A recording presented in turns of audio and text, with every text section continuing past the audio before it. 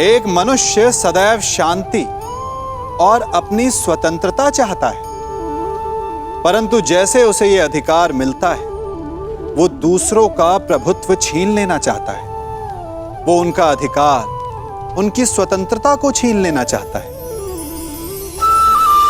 वो ऐसा अपने आनंद, अपने लाभ के लिए करता है।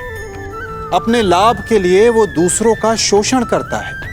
जो आलोचना नहीं करता उन पर अधर्म करता है। परंतु वही मनुष्य एक बात का स्मरण रखना भूल जाता है कि उसके कर्म ही उसे उसका फल भी देंगे। उसका प्रारब्ध उसे उसके मंतव्य तक अवश्य लेकर जाएगा। वर्षा का जल चाहे सागर में मिले या माटी में, परंतु समय के सूर्य की किरण उसी जल को वष्प में परिवर्तित भी कर देती है। इसीलिए किसी भी मनुष्य की विनम्रता का इतना अधिक लाभ ना उठाएं कि वो उग्र हो उठे।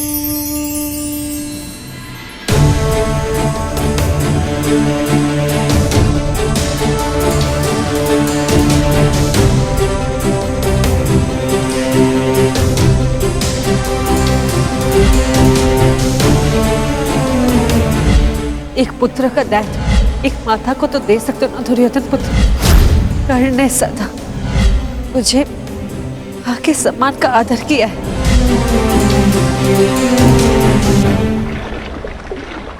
ताजश्री,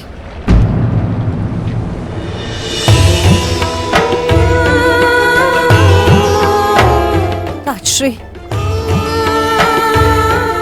आपसे कुछ मांगना चाहती हूँ। मैं जानती हूँ ये आपके ऊपर 100 कौरवों की रक्षा का उत्तरदायित्व है। क्या आप 101 की रक्षा कर सकते हैं? यह 101वां कौन है पुत्री कुंती?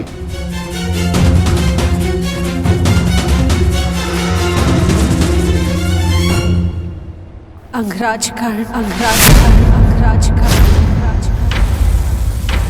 ये जानते हुए कि कर्ण पांडवों के विरुद्ध है, तुम उसकी रक्षा करना चाहती हो।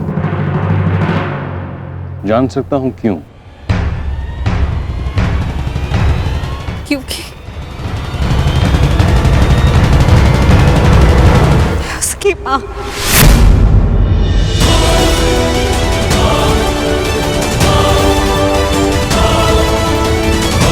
उसकी मां से उसके बच्चे को दूर जाते नहीं देख सकती। कर्ण भली भांति ये जानता था कि यदि उसके पास कवच ना रहा तो वो अर्जुन के समक्ष कमजोर पड़ जाएगा। फिर भी उसने अपना कवच दान दे दिया। ऐसे योद्धा को अपने मां के पास सुरक्षित देखना चाहती हूँ, क्योंकि मैं उसकी मां का दर्द समझ सकती हूँ। वो दुख जो अपने पुत्र से दूर होने का, जिसका पुत्र घोर संकट में हो, मुझसे भला और कौन इस दुख को समझ पाएगा? इसके सभी पुत्र इस महायुद्ध के मृत्यु के समक्ष हो। कर्ण के माता की ओर से मैं आपसे विनती करती हूँ कि आप उसकी रक्षा करें, उसे अपनी सुरक्षा प्रदान करें। जो कर्ण के साथ घटित हुआ है, मुझे उसका अत्यंत खेद है, परंतु युद्ध में शत्रु का बाण एक योद्धा के हृदय को छेदने से पहले उसके कवच को भेद देता है। यही योद्धा का प्रारब्ध है। मैं केवल कौरवों की रक्षा के लिए वचनबद्ध हूं। मैं कर्ण की रक्षा का वचन तुम्हें नहीं दे सकता। और यदि मैं ऐसा करता हूं कुंती, तो यह स्वाभाविक है कि कर्ण की रक्षा के लिए मुझे अर्जुन का वध करना होगा, क्योंकि कर्ण का प्रतिद्वंदी तुम्हारा पुत्र अर्जुन है और अर्जुन का प्रथम लक्ष्य है कर्ण। क्या तुम चाहती हो कि मैं ऐसा करूं? नहीं राक्षस, ऐसा नहीं चाहती।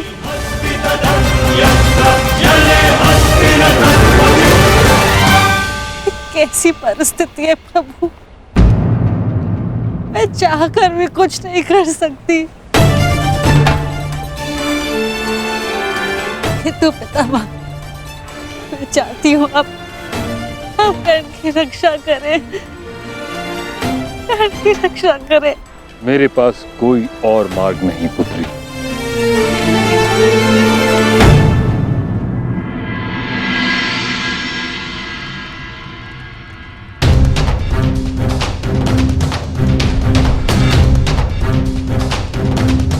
मैंने जो कुछ भी किया उसका मुझे कोई पश्चाताप नहीं, क्योंकि मैं स्वयं के लिए नहीं समाज के लिए जिया हूं। संसार में परिवर्तन लाने से पूर्व हमें स्वयं में परिवर्तन लाना चाहिए, और यदि मैं ऐसा नहीं करता तो तुम आज एक सूत पुत्र होकर हाथ में शस्त्र नहीं उठा पाते।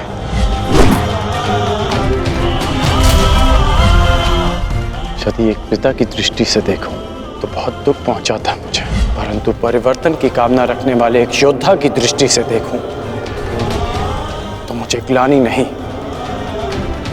गर्व है तुम पर।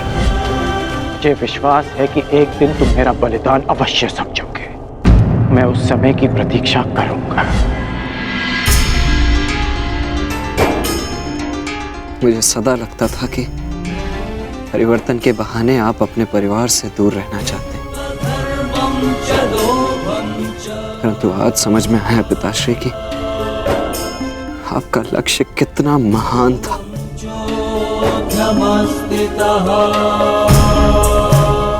अब आंखें खोलिए पिताश्री, अपने वृषसेन से बात कीजिए। मुझे आप पर, आपकी सोच पर विश्वास है पिताश्री, विश्वास है।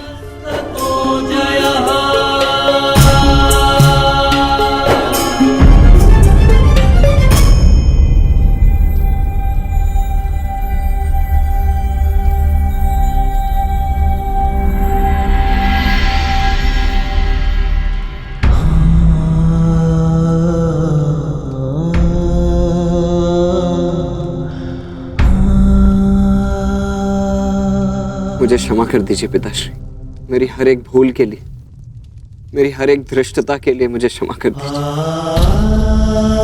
सदा आपसे घृणा करता आया, परंतु आज मुझे आप पर अभिमान है।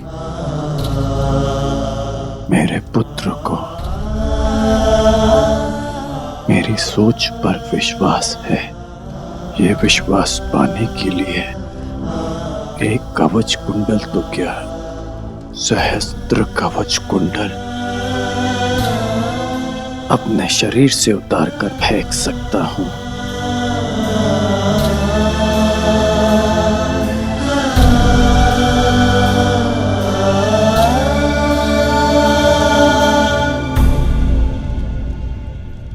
अब स्वस्थ हो पुत्र?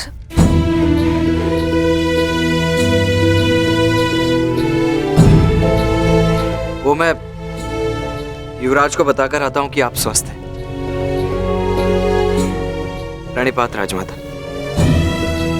वृषसेन, तुमने मुझसे तो क्षमा मांग ली, परंतु अपने व्यवहार के लिए किसी और से क्षमा मांगना शेष है।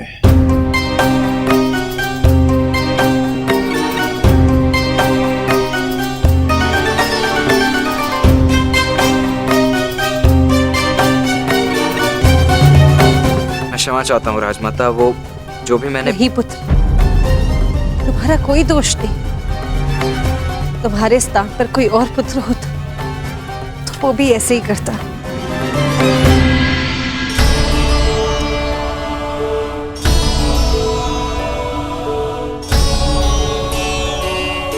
धन्यवाद।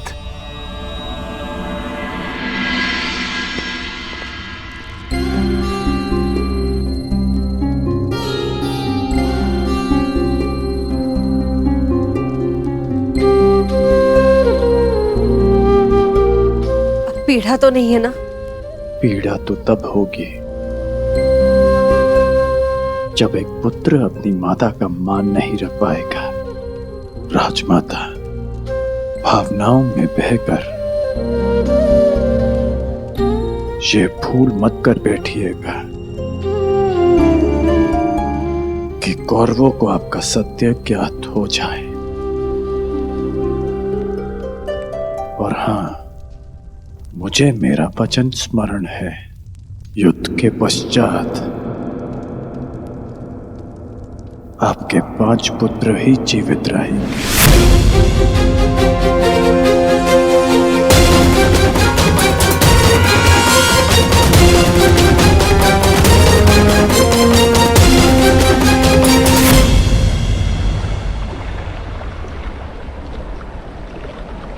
कितना सुंदर सूर्यास्त है ना गंगा पुत्र।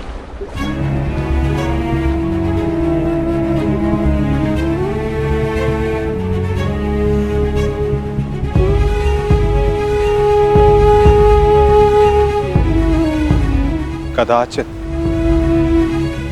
ये इस युद्ध के प्रारंभ से पूर्व का अंतिम सूर्यास्त है। इस युद्ध के पश्चात इस सूर्य की स्वर्णिम आभा रक्त से लाल हो जाएगी, है ना?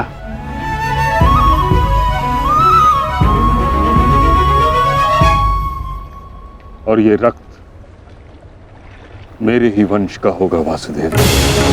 मेरे वंश की सुरक्षा और नाश के मध्य की अंतिम संध्या है ये। किंतु सत्य यही है कि अब इस अनहोनी को कोई रोक नहीं सकता। आज मेरा जीवन इन्हीं प्रश्नों से घिरा हुआ है। वह प्रश्न जिनके उत्तर मेरे पास नहीं,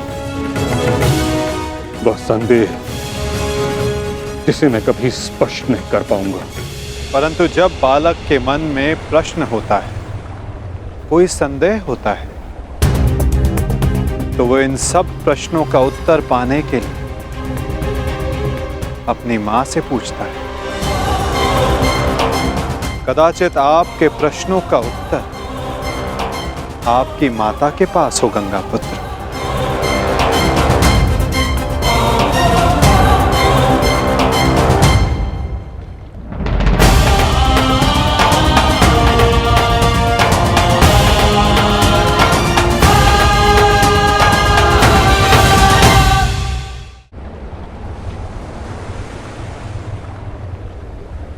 माते, मैं आपसे विनती करता हूं, प्रकट होइए, मुझे सत्य से अवगत कराइए। कदाचित आपसे आज मेरी ये अंतिम भेंट है। मेरे मन से संताप को अपनी शीतल धारा से शांत कीजिए माते।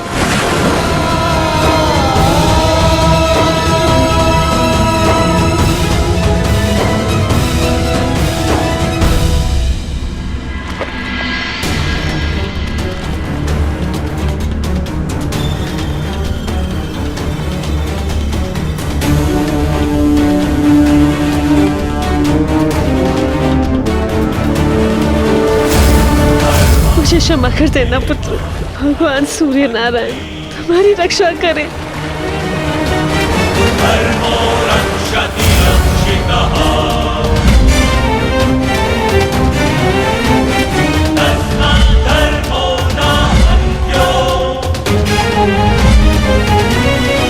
हाँ कर्ण, तुम राधे नहीं कुंती पुत्र हो। इस महाभारत के पश्चात आपके 5 पुत्र जीवित रहेंगे। यदि अर्जुन ने मेरा वध किया तो भी, और मैंने अर्जुन का वध किया तो भी। क्या आप 101 की रक्षा कर सकते हैं? यह 101वां कौन है? अंगराज कर्ण।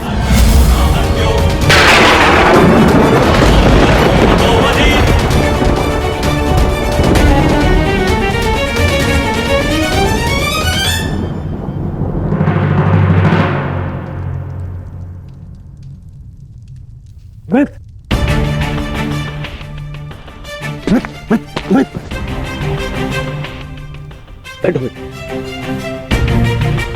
बैठो। आ गए मित्र। आज मुझे मेरे ईश्वर के ऊपर विश्वास हो गया। मेरा मित्र मेरे सामने स्वस्थ बैठा है। मैं बता नहीं सकता कि मैं कितना प्रसन्न हूं मित्र। मित्र तुम ठीक हो ना? अब मैं यह युद्ध जीतू हारू कोई अंतर नहीं पड़ता मित्र, कोई अंतर नहीं पड़ता।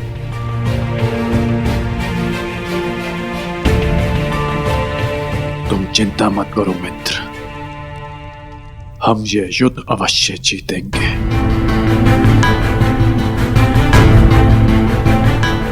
और कल तक तुम्हें इस युद्ध के लिए तैयार भी हो जाऊंगा। हाँ मित्र, हाँ। कल इस युग का सबसे बड़ा महायुद्ध प्रारंभ होने जा रहा है।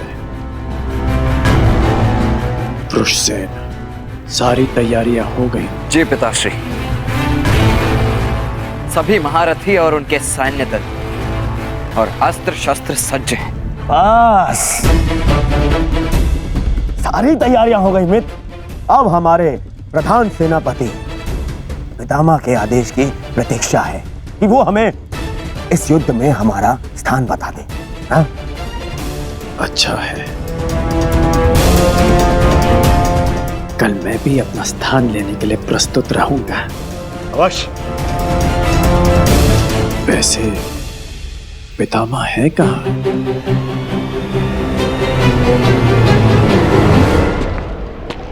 कुंती, प्रणिपाताश्री। आज मैं तुम्हें आशीर्वाद देने नहीं आया हूं,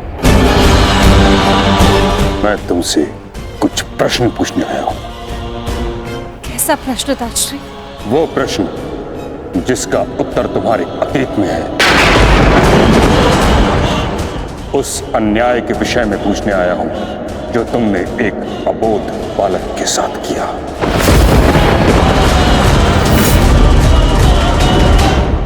उस सत्य के विषय में प्रश्न करने आया हूं जो तुमने समस्त हस्तिनापुर से छुपाया। क्या दोष था उस बालक का कुंती? वरदान तुम्हें मिला, दोष तुमसे हुआ, तो फिर दंड उस बालक को क्यों? ताश्री, ये मत कहना कि तुम विवश थी, किंतु इतना तो तुम्हारे वश में था कि तुम मुझे इस सत्य से अवगत कराती। एक वीर क्षत्रिय वर्षों तक क्षत्रिय होने के अधिकार से दूर था। एक सूर्य पुत्र ने वर्षों सूत पुत्र होने का कलंक अपने सर लिया। वर्षों तक वह उस अपराध का दंड सहता रहा जो उसने किया ही नहीं।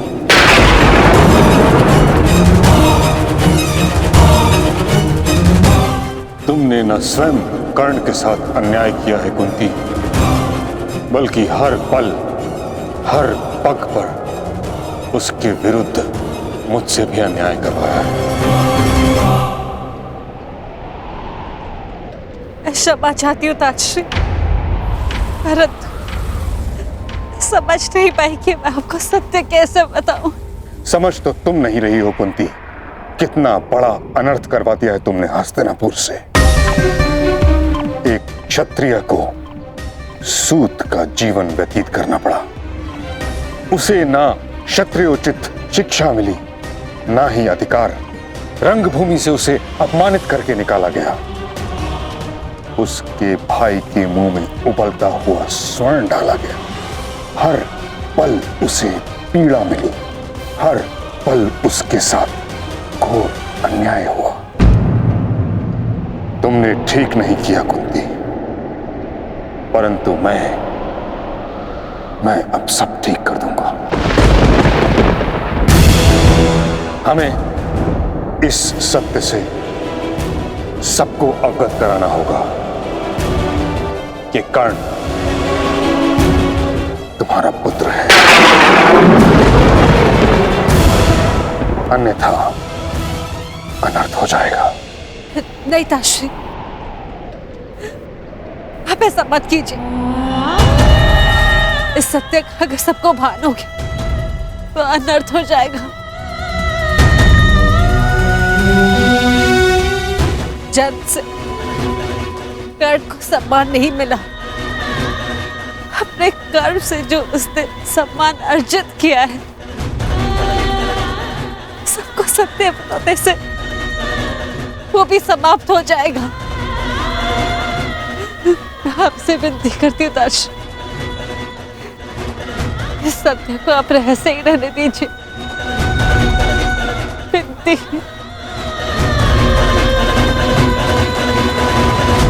उस रहस्य का लाभ ही क्या जब कर्ण का बलिदान हो जाए। अब ये सब आपको ही रोकना होगा। दो सहोदर एक दूसरे का रक्त ना भाई, ये उत्तरदायित्व आपको ही लेना होगा ताश्री। आपको और वो के प्रधान के सेनापति रण की रक्षा केवल आप ही कर सकते हैं ताश्री। मैं अपने 6 पुत्रों को जीवन देखना चाहती हूँ। अब आपको ही कुछ करना होगा ताश्री। इस विपदा का है आपको ही निकालना होगा।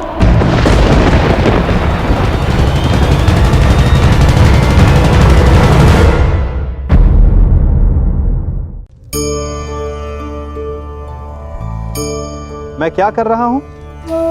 मैं इस पौधे को सींच रहा हूं। आप भी ये कार्य प्रतिदिन करते हो। जब इस पौधे को जल देंगे तभी ये फलवित होगा, इसमें से फूल निकलेंगे, इसकी सुंदरता बढ़ेगी। परंतु प्रतिदिन ये कार्य करने के पश्चात भी हम इससे एक महत्वपूर्ण सीख लेना भूल जाते हैं। हम कभी पौधों के पत्तों पर, उनकी डालियों पर, उनके फूलों और फलों पर जलधारा नहीं डालते, उन्हें धोते नहीं, परंतु फिर भी वो पनपते हैं। यदि जल जड़ में जाए वही सफलता का मूल है। यदि आप एक बार में अनेक कार्य करने जाएंगे तो आपको एक कार्य में भी सफलता नहीं मिलेगी, परंतु यदि आप बुद्धिमता से दृढ़ मन से एक कार्य साधेंगे तो एकाएक स्वतः ही सारे कार्य सध जाएंगे। जो आपका मूल है, जहां से आपको सिंचाई मिल रही है, यदि आपने उसी जड़ को छोड़ दिया तो एक सूखे पौधे की भांति आप भी सूख कर गिर जाएंगे और अंततः अपना अस्तित्व खो बैठे। अब आपको ही कुछ करना होगा ताश्री। इस विपदा का है आपको ही निकालना होगा।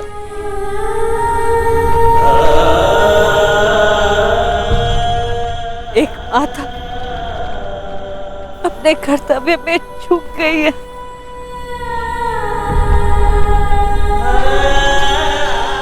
एक पितामह नहीं चूक सकते ताश्री। कुछ कीजिए। हर बार भीष्म के समक्ष ही भीष्म स्थिति क्यों उत्पन्न हो जाती है? क्यों?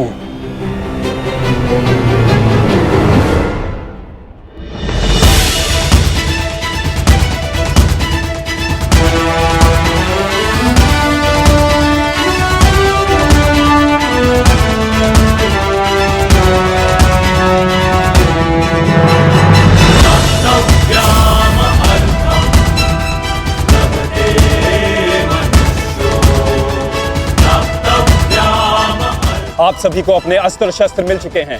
अब आप लोग कहां और किस व्यू में रहेंगे ये समझ लीजिए। ये कुरुक्षेत्र है और हमारे सामने होगी कौरव सेना। हमारी सेना का दायां पक्ष मैं संभालूंगा और बायां पक्ष महाबली भीम, और मध्य में होंगे गांडीवधारी अर्जुन, और कौरवों की सेना में द्रोणाचार्य, अश्वत्थामा, कर्ण, दुर्योधन जैसे महारथी होंगे, और सबसे आगे होंगे महाबली, इच्छा मृत्यु के वरदानधारी भीष्म।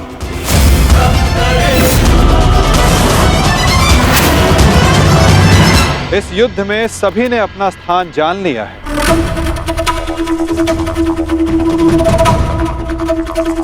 अब तुम सुनो पार्थ, तुम इस युद्ध के, इस सेना के सबसे महत्वपूर्ण भाग में हो और युद्ध की अलिखित नीति यही है कि प्रारंभ निर्णायक होता है और एक कुशल और विजय प्रारंभ न केवल सेना का मनोबल बढ़ाता है अपितु उसे विजय की ओर भी लेकर जाता है।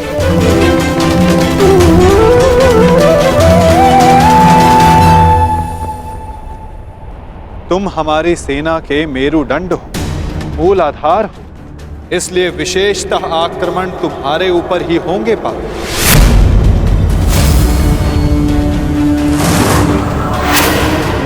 और युद्ध में तुम्हारे समक्ष खड़े होंगे तुम्हारे पितामह परशुराम शिष्य महामहिम भीष्म, जो कौरवों के सबसे बड़े बल है। और कूटनीति यही कहती है कि यदि आधार को गिरा दिया जाए तो इमारत को गिरने में ज्यादा समय नहीं लगता। और महामहिम भीष्म कौरव सेना के आधार हैं।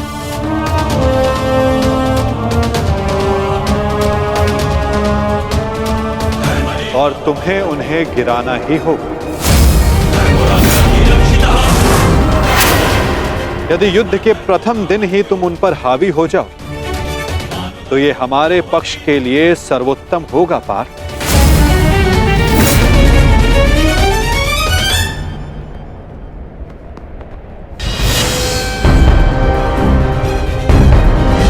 तुम्हारे पुत्र हस्तिनापुर की रक्षा बनेंगे, यही इनका कर्तव्य है और यही नियति है।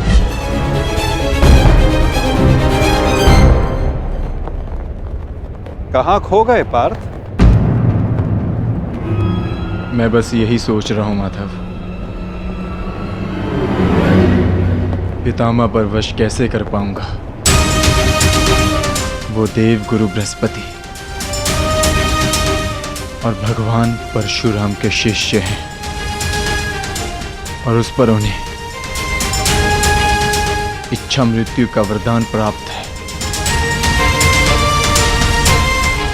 ऐसे विकट योद्धा को कैसे पराजित कर पाऊंगा मैं? कैसे रोक पाऊंगा मैं उन्हें?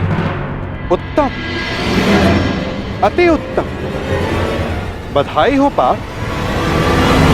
तुम तो महाभारत का युद्ध प्रारंभ होने से पूर्व ही पराजित हो गए।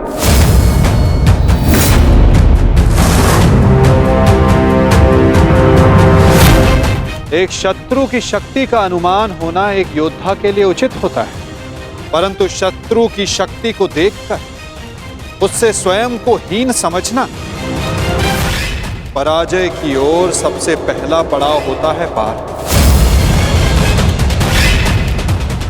कुरुक्षेत्र में तुम्हारे विरुद्ध खड़ा प्रत्येक योद्धा तुम्हारा शत्रु है पार्थ, जिसका तुम्हें वध करना है।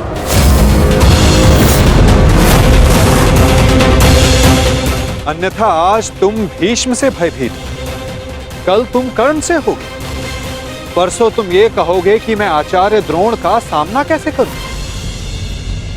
यदि ऐसा ही रहा तो कैसे पूर्ण करोगे अपने साथ हुए अन्याय का प्रतिकार? कैसे लोगे पांचाली के अपमान का प्रतिशोध? अपनी प्रतिज्ञाएं कैसे पूर्ण करोगे पार्थ? बताओ। यदि युद्ध में विजय होना है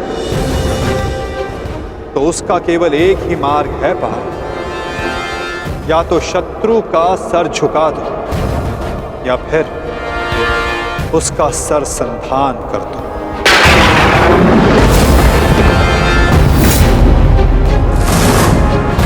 यदि तुम्हें इस धर्म युद्ध में विजय पानी है तो तुम्हें अपने पितामह का सर झुकाना होगा।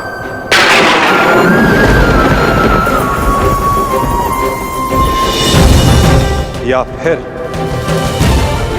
उनका सर संधान करना होगा पार्थ।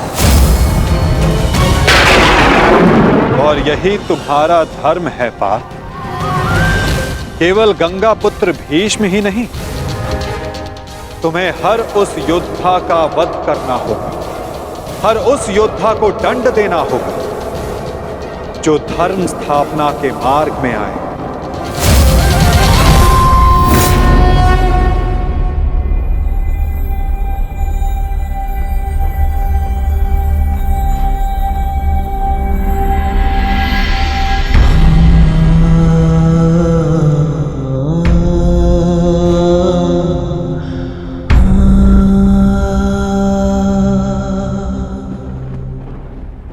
क्या हुआ पार्थ, तुम इतने विचलित क्यों हो? कुछ नहीं माधव।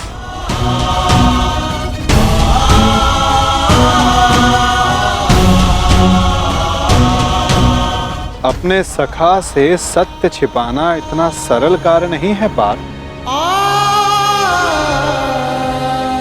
तो बताओ, ऐसा क्या भाव है जो तुम्हारे मन को अशांत कर रहा है? बोलो पार्थ। नहीं माधव, मैं ठीक हूं।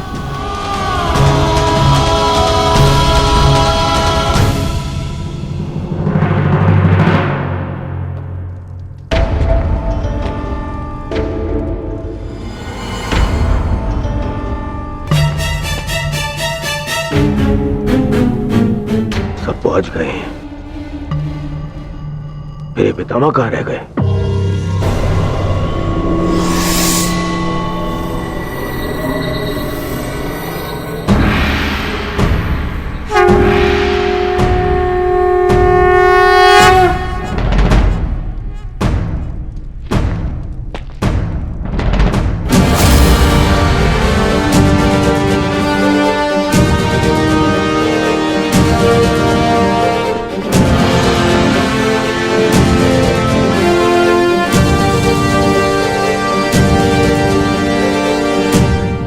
सभा आरंभ की जाए।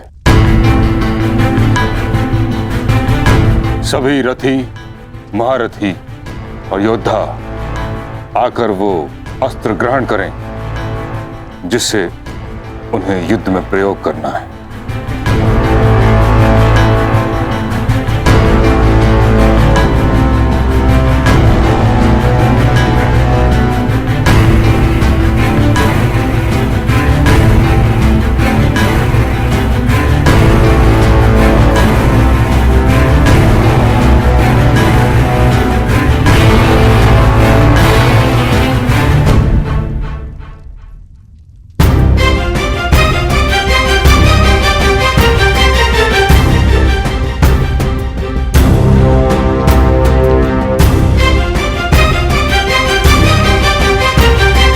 प्रणिपात महामहिम।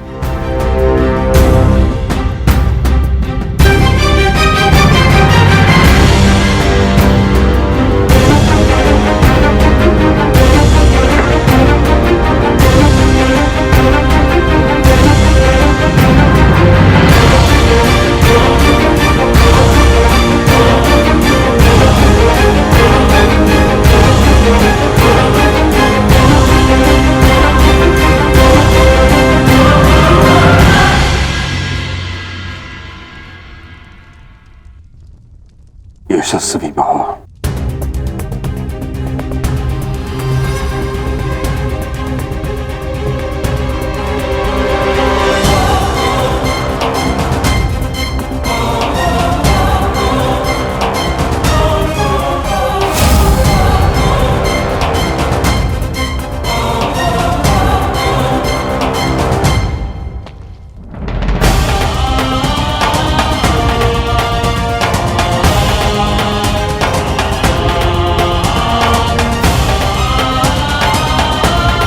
प्रणिपात महामहिम।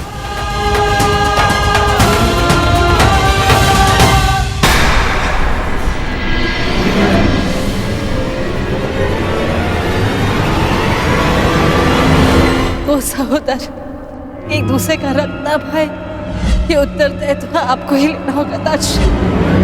प्राण की रक्षा केवल आप ही कर सकते हैं।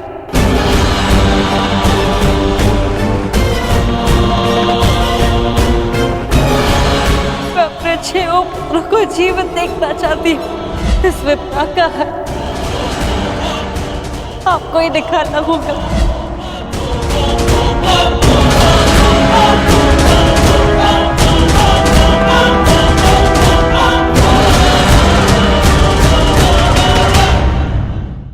मेरा शस्त्र मानो ही।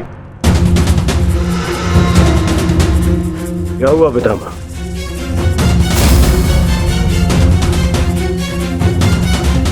इसका क्या अर्थ है?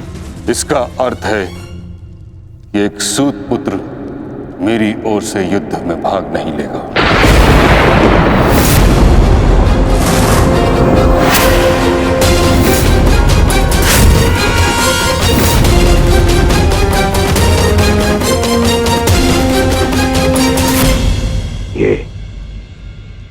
ये क्या कह रहे हैं आप पितामह? आप भूल रहे हैं, वर्षों पहले मैं अंगराज को राजा घोषित कर चुका हूं। उसके कर्म को, उसके जन्म से प्रधानता दे दी आपने। कर्ण ने मेरे लिए दिग्विजय प्राप्त की है।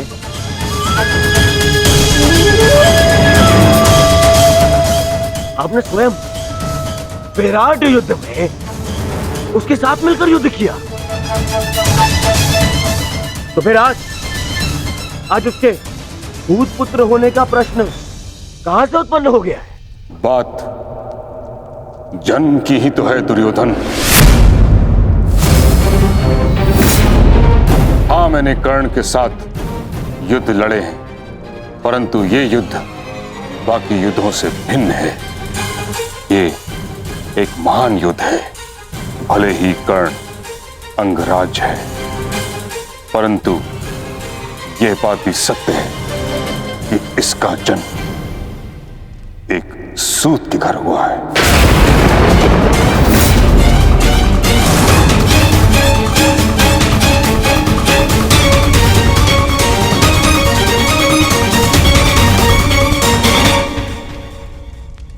मैंने सदा इस पल की प्रतीक्षा की है जब मैं ये सिद्ध कर सकूं कि जीवन जन्म पर नहीं, कर्म पर निर्भर होता है।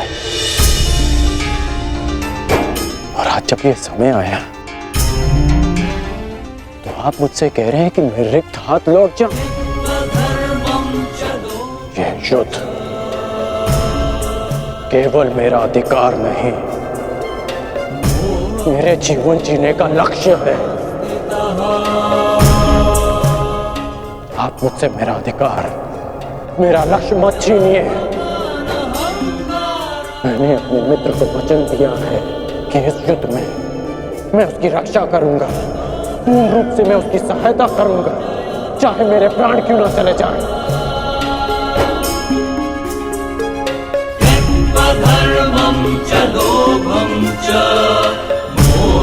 और आप मुझसे कह रहे हैं कि मैं इस युद्ध में सम्मिलित ही नहीं हो सकता।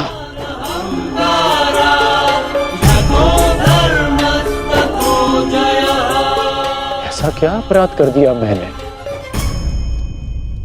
कि आप मुझे ये दंड दे रहे हैं?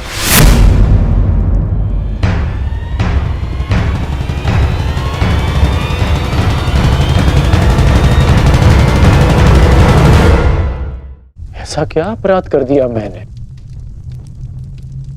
कि आप मुझे ये दंड दे रहे हैं?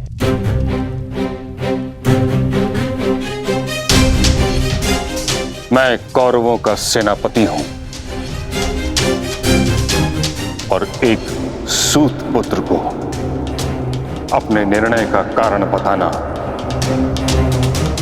उचित नहीं समझता।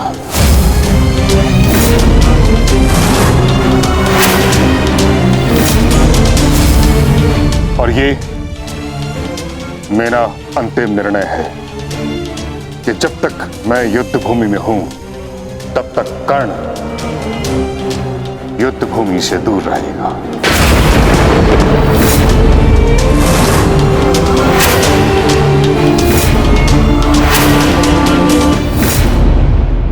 ठीक है पितामह, कर्ण को उत्तर देना या ना देना आपका अधिकार है, परंतु एक सेनापति का कर्तव्य भी है और धर्म भी कि वो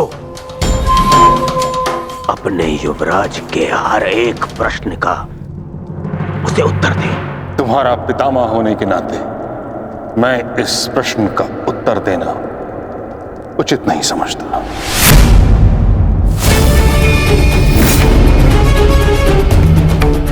परंतु मैं कारण समझ चुका हूं, और कारण ये है कि आपका मन उन पांडवों के पक्ष में डोल रहा है, उन पांडवों के प्रेम में आपकी प्रतिज्ञा दुर्बल हो गई है। विश्वासघात कर रहे हैं आप हमारे साथ, विश्वासघात। दुर्योधन,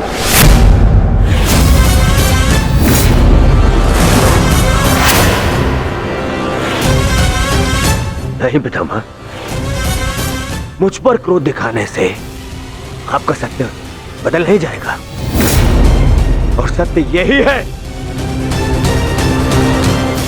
कि आप पांडवों का पक्ष ले रहे हैं। आप जानते हैं कि यदि कर्ण ने इस युद्ध में भाग लिया तो वो आपके उन प्यारे पांडवों का नाश कर देगा, और इसी उद्देश्य के चलते आप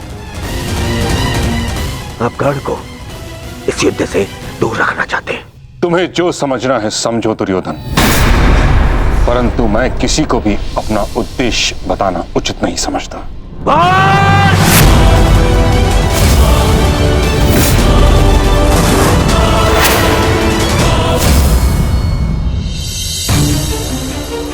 बहुत हो गया पितामह, बहुत हो गया। अब आपको अवकाश लेने की आवश्यकता है, बूढ़े हो गए हैं आप।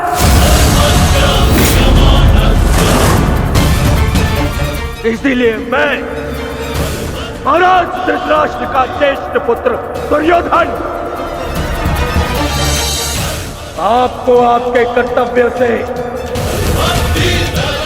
मुक्त करता हूं।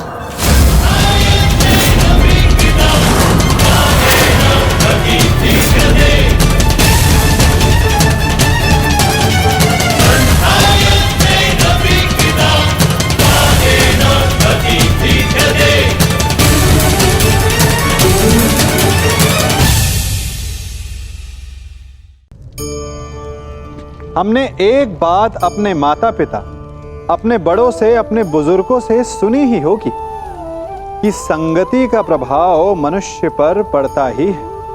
यदि वर्षा की एक बूंद सीप के मुख में जाए तो वो मोती बन जाती है, और यदि वही वर्षा की एक बूंद सर्प के मुख में जाए तो विष।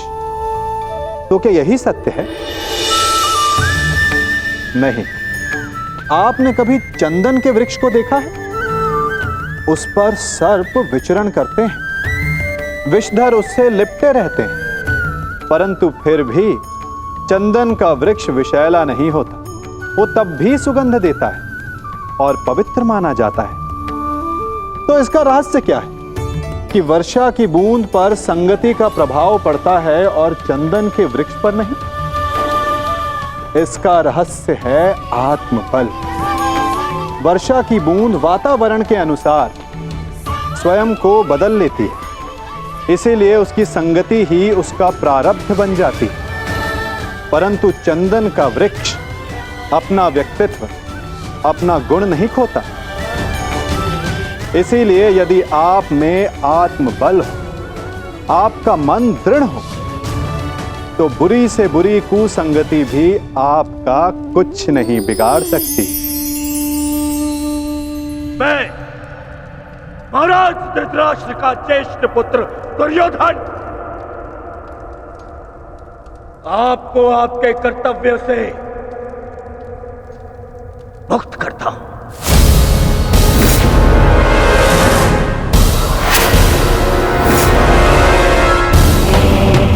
बताया क्यों पितामह? क्योंकि आपसे कहीं अधिक विश्वास मुझे मेरे मित्र कर्ण पर है, उसकी प्रबलता पर है। क्योंकि आपका हृदय तो सदैव पांडवों के हित में ही सोचता आया है।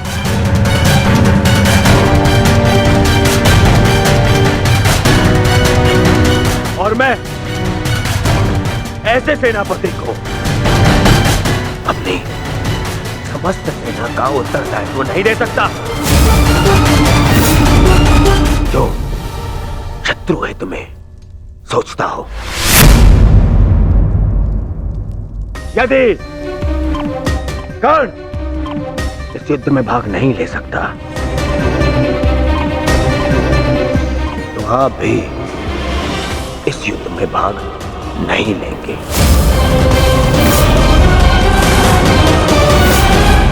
यदि तुम्हारा यह निर्णय है दुर्योधन, तो यही सही।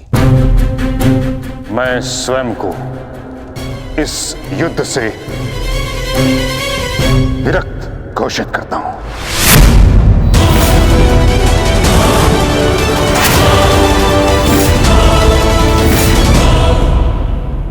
मुझे आपकी आवश्यकता नहीं। दुर्योधन, ये क्या कह रहे हो तुम? मूर्खता मत करो और मित्रता की मोह में नेत्रहीन ना बनो दुर्योधन। हमें कर्ण से अधिक पितामह की आवश्यकता है, समझ गए तुम? मैंने आपसे सुझाव मांगा,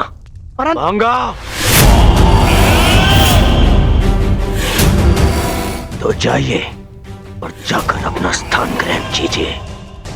मुझे याद है कि मैं क्या कर रहा हूं। जाइए।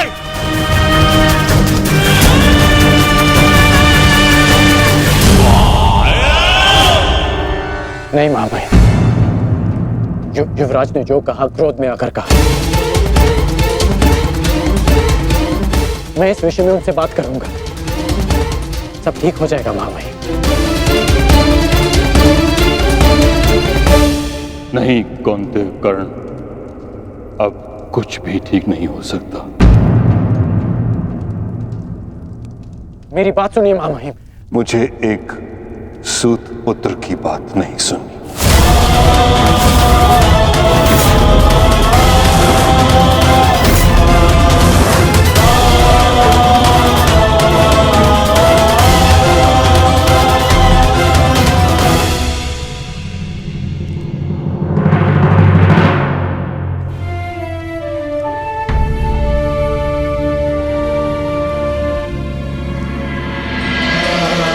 कुरुक्षेत्र में तुम्हारे विरुद्ध खड़ा प्रत्येक योद्धा तुम्हारा शत्रु है पार्थ, जिसका तुम्हें वध करना है।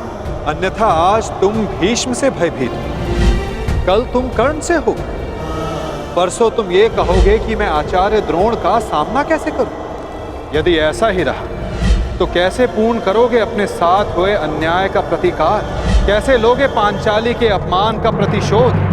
क्या बात है आर्य, बड़ी गहन सोच में डूबे हुए हैं। कोई समस्या है?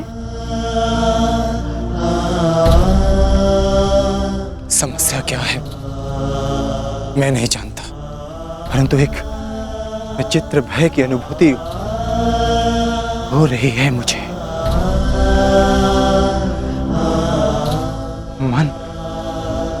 मन बड़ी दुविधा में है। कैसा भय और कैसी अनुभूति?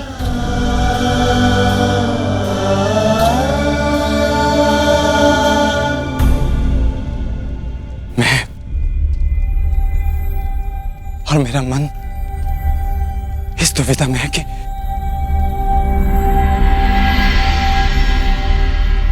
क्या यह युद्ध उचित है कि अपनों का वध करना आवश्यक है। मन में संशय है, कहीं हम कोई अनर्थ तो नहीं करने जा रहे? अनर्थ तो उन्होंने किया था आर्य।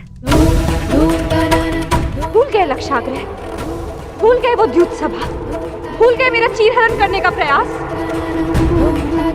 वो वनवास, अज्ञातवास स्मरण नहीं आपको? ये अनर्थ नहीं, अपितु इस समय का सबसे अर्थवान कार्य है आर्य।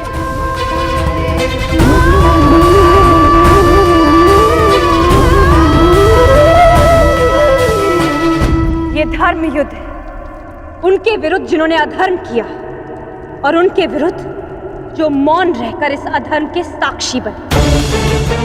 ये एक प्रयास है आर्य, आने वाली पीढ़ियों के समक्ष एक उदाहरण प्रस्तुत करने का कि जो अधर्म करता है और जो चुप रहकर उसे होते हुए देखता है, वो दोनों ही नाश के भागी हैं।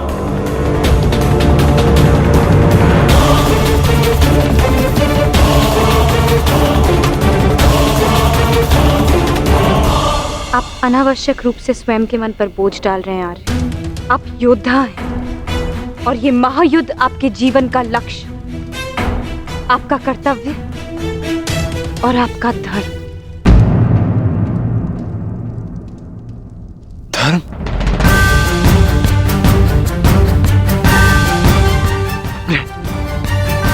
अपने पितामह पर शस्त्र उठाना कैसा धर्म है? गुरु का वध करना कैसा कर्तव्य? विराट युद्ध में जब यही लोग आपके विरुद्ध धनुष बाण ताने खड़े थे, तो क्या ये उनका कर्तव्य था? प्रतिज्ञा से बंधे होने का बहाना बनाकर अपनी कुलवधू की लाज लुटते हुए देखना, क्या ये उनका धर्म था? और ये मत भूलिए आर्य, आचार्य द्रोण ने अपना प्रतिशोध पूरा करने के लिए पिताश्री के विरुद्ध आप सबको युद्ध में झोंक दिया था। आप तो अधर्म का प्रतिकार ले रहे हैं।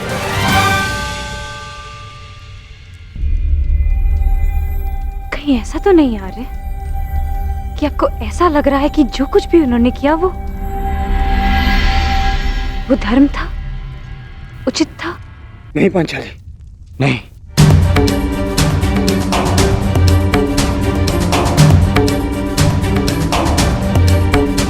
जो उन्होंने किया वो सर्वथा अनुचित था, परंतु मन में दुविधा यह है कि जो हम करने जा रहे हैं वो उचित है। यदि हम भी उनकी ही भाषा में उन्हें उत्तर देंगे तो फिर हम में और उनमें क्या अंतर रह जाएगा?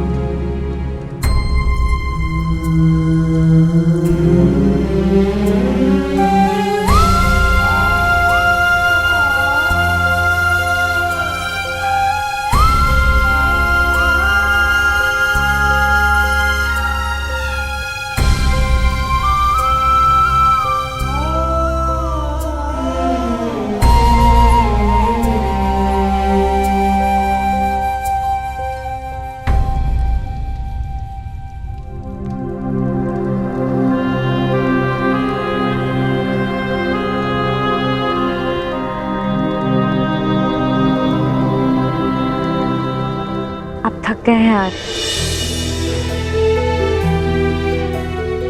विश्राम कीजिए, सो जाए। सो जाऊं? कैसे सो जाऊं पांचाली,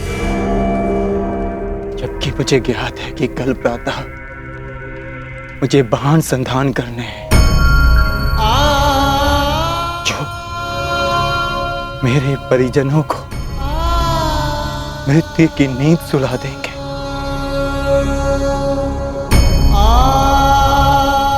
तो कैसे सो जाऊं मैं? कैसे?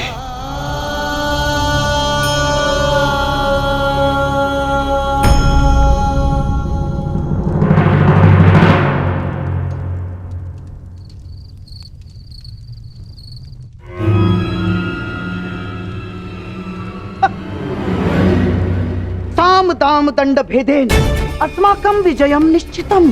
साम दाम दंड भेदेन अस्माकं विजयम निश्चितम। कहाँ है? कैसे होगा? अपनी मित्रता के भावावेश में बहकर तुम बहुत बड़ी भूल कर रहे हो दुर्योधन, बहुत बड़ी भूल। वो अंगराज अब वो कर्ण नहीं रहा जिसे अस्त्र बनाकर तुम पांडवों पर प्रयोग करना चाहते थे ना, जिसकी सारी शक्ति उसके कवच और कुंडल में थी, जो अब नहीं है, जिसके जाते ही कर्ण केवल और केवल मात्र एक साधारण योद्धा और एक साधारण धनुर्धारी रह गया है दुर्योधन। और ऐसे व्यक्ति को तुम प्रधान सेनापति बनाना चाहते हो? है? कौरवों की वास्तविक शक्ति इच्छा मृत्यु के वरदानधारी महामहिम भीष्म है, ना कि वो कवचहीन सूत पुत्र कर्ण। मैं जानता हूं कि तुम्हें बहुत बुरा लगता है, बहुत बुरा लगता है, जानता हूं मैं।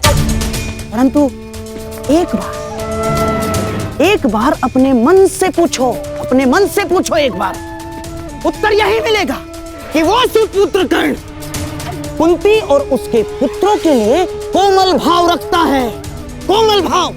स्मरण करो कि किस प्रकार उसने हमारी हर चाल में बाधा डालने का प्रयास किया है दुर्योधन। चाहे वो द्युत सभा हो या विराट युद्ध, हाँ, या फिर तुम्हारे जीजा श्री जयद्रथ का अपमान है। कर्ण सदैव उन पांडवों के पक्ष में रहा है, द्रोही है वो। अपने मन को टटोलो दुर्योधन, उत्तर मिल जाएगा तुम्हें। विश्वासघाती है तुम्हारा मित्र कर्ण, विश्वासघाती।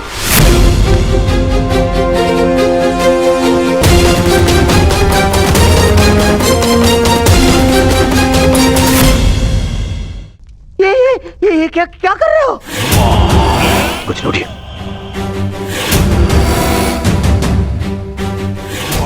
मैंने अपने मन को टटोल कर देखा तो स्वर से ये आया कि मेरा मित्र कर्ण पूर्ण रूप निष्ठावान है। एक और स्वर मन से निकला कि यदि मेरे मित्र कर्ण के ऊपर कोई भी उंगली उठाए तो उसे तोड़ देना।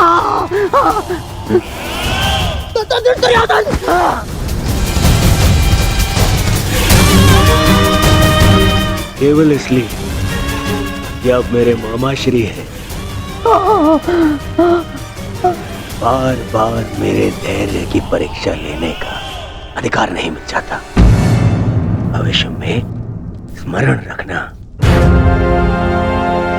जब मैंने अपने संबंधियों को क्षमा नहीं किया, उन्हें 5 गांव ना देकर इस महायुद्ध का आह्वान कर दिया, तो आपका नाश करने में मुझे एक क्षण भी नहीं लगेगा।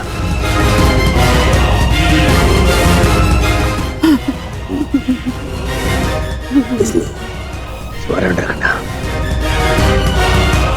ना तो फिर कभी मेरे धैर्य की परीक्षा लेना और ना ही मेरे मित्र कर्ण के ऊपर आरोप लगाना।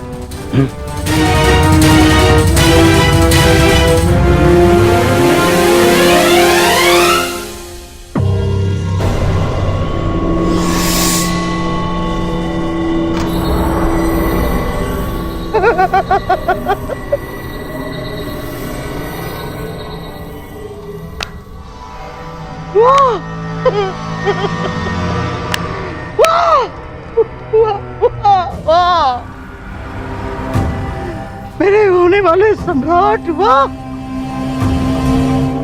आज तुमने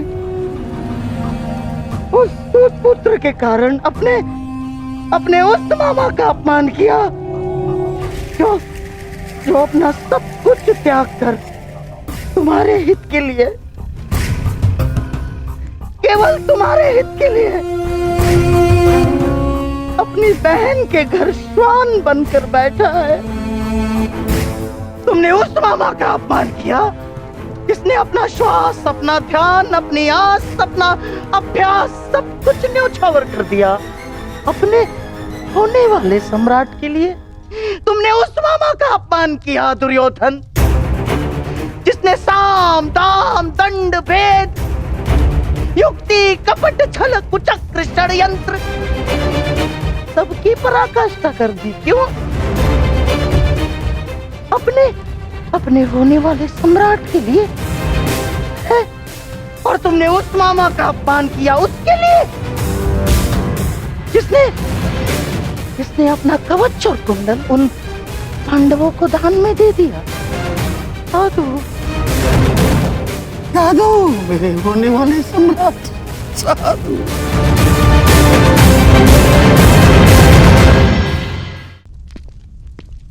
नहीं पिताश्री, मुझे महामहिम का निर्णय स्वीकार नहीं है। मुझे तो युवराज दुर्योधन का संदेह उचित प्रतीत होता है।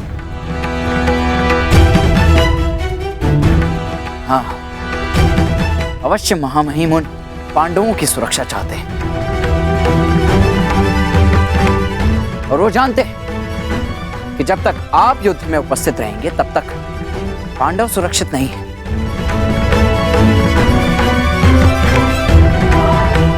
तभी वो आपको युद्ध से दूर रखना चाहते हैं।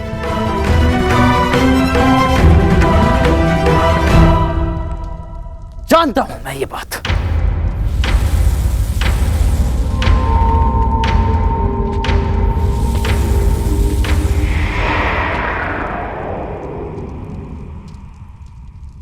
शांत हो जाओ पुत्र। कैसे शांत हो जाऊं पिताश्री? इस समय कौरवों को सबसे अधिक आवश्यकता आपकी है, ना कि महामहिम की। ये एक योद्धा नहीं, एक पुत्र बोल रहा है। युद्ध में योद्धा के बल से अधिक अनुभव का बल काम आता है। गंगा पुत्र भीष्म को ऐसे ही महामहिम नहीं कहा जाता। स्वयं गुरु परशुराम भी उन्हें परास्त नहीं कर पाए थे। आओ मेरे साथ।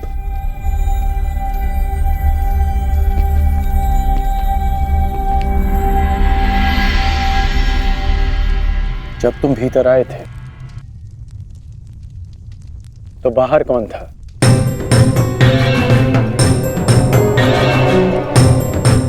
सैनिक थे, सहस्त्रों सैनिक थे। तो बताओ कि वो सारे सैनिक कहां चले गए?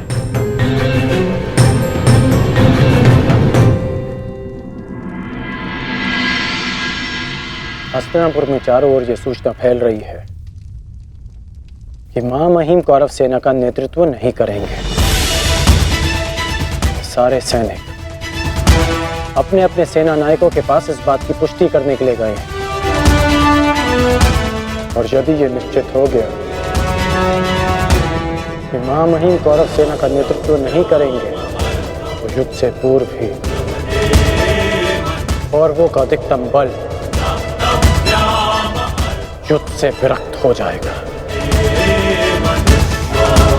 ये सारे सैनिक अपने प्राण हथेली पर लेकर इसलिए लड़ते हैं क्योंकि इन्हें विश्वास है कि उनका सेनापति उनके प्राण व्यर्थ नहीं जाने देगा, कि उनके जीवन के बदले में उन्हें विजय मिलेगी। इसलिए पुत्र, दुर्योधन को मेरे बदले महामहिम को चुनना चाहिए, क्योंकि महामहिम के पास सेना का विश्वास है। तो अब आप क्या करेंगे पिताश्री? एक योद्धा होने के नाते अपने से महान योद्धा का सम्मान और वो कार्य जो मेरे मित्र के हित में होगा।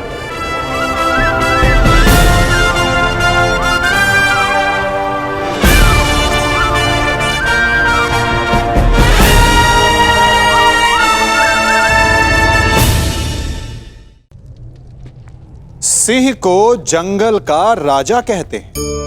सभी पशु पक्षी उसका बल मानते हैं, उससे भयभीत रहते हैं। परंतु सिंह को भी अपने भोजन के लिए आखेट करना पड़ता है, घात लगानी पड़ती है, बड़ी दूर तक उसे अपने शिकार का पीछा करना पड़ता है और तब जाकर उसे भोजन मिलता है। और कई बार उसके ये कठिन प्रयास भी असफल होते हैं। यदि सिंह ये सोचकर बैठ जाए कि मैं तो वन का राजा हूं, मेरा भोजन स्वयं मेरे मुख में आकर गिर जाए, तो वो भूखे मर जाएगा। क्या समझे? राजा हो या रंक, उद्यम सभी को करना पड़ता है, क्योंकि मेहनत, परिश्रम यही तो सफलता की कुंजी है। यदि जल पाना है तो कुआं खोदने में पसीना बहाना ही होगा। यदि सफलता पानी तो रात दिन परिश्रम करना होगा।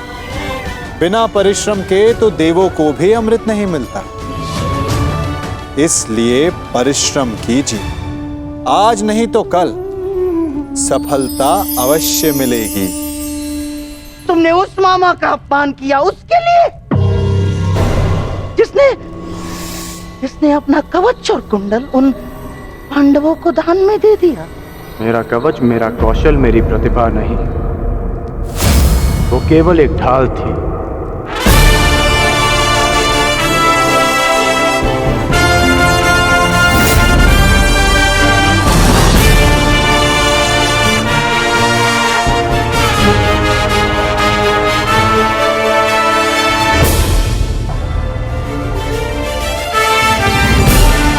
और दुर्योधन की ढाल मैं हूं, मेरी मित्रता है।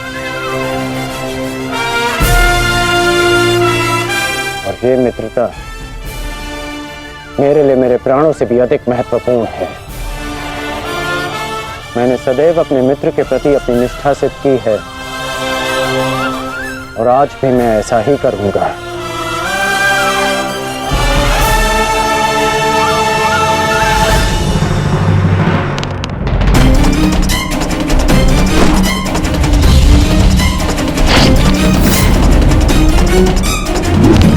कुरुक्षेत्र में तुम्हारे विरुद्ध खड़ा प्रत्येक योद्धा तुम्हारा शत्रु है पार्थ, जिसका तुम्हें वध करना है।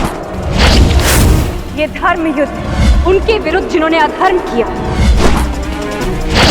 अन्यथा आज तुम भीष्म से भयभीत, भूल गए लक्षाग्रह, कल तुम कर्ण से हो, भूल गए वो द्यूत सभा, परसों तुम ये कहोगे कि मैं आचार्य द्रोण का सामना कैसे करूं, भूल गए मेरा चीरहरण करने का प्रयास। यदि ऐसा ही रहा तो कैसे पूर्ण करोगे अपने साथ हुए अन्याय का प्रतिकार? कैसे लोगे पांचाली के अपमान का प्रतिशोध? कुरुक्षेत्र में उनके विरुद्ध जिन्होंने अधर्म किया, वो मौन और इस अधर्म के साक्षी।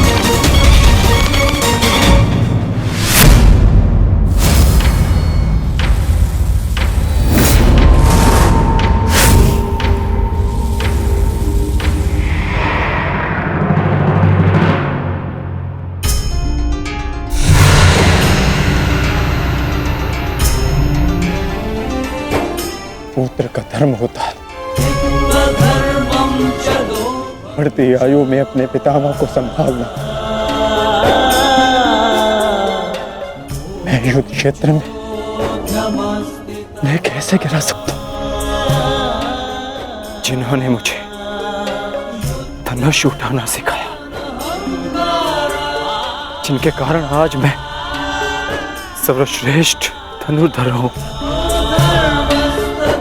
उन गुरु द्रोण पर बाण संधान कैसे कर सकता हूं मैं? जीवन में पहली बार आज मेरे हाथ कांप रहे हैं, अर्थात ये सब ठीक नहीं, ये सब ठीक नहीं।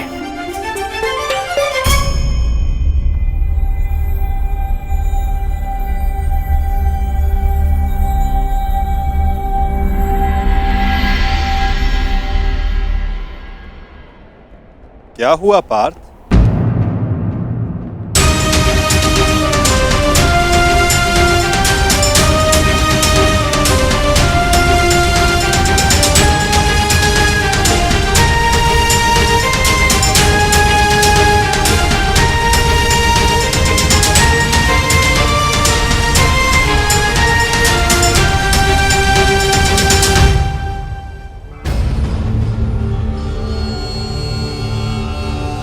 जो अपने दृढ़ संकल्प और अचूक लक्ष्य भेदन के लिए जाना जाता है, जो केवल शब्द सुनकर उसका लक्ष्य भेद कर सकता है, आज वही अर्जुन विचलित है या उसके बाण विचलित है?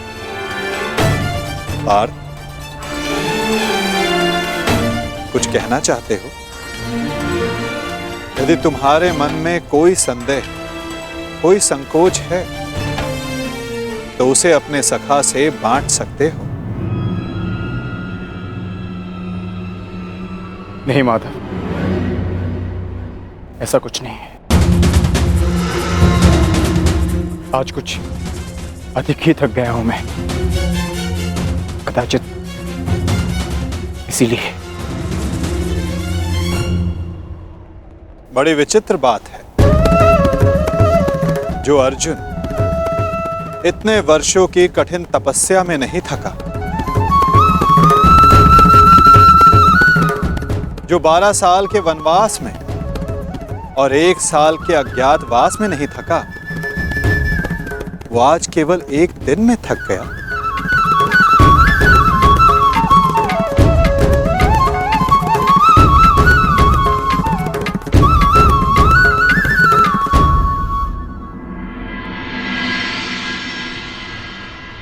कोई बात नहीं पार्थ, असाधारण मनुष्य के जीवन में विचित्र कथाएं होती ही रहती हैं। आओ, शिविर में चलकर सभी वीर मिलकर भोजन करें। कल से युद्ध प्रारंभ होने वाला है पार्थ। किसे ज्ञात किसके साथ दोबारा भोजन करने का अवसर ही ना मिले।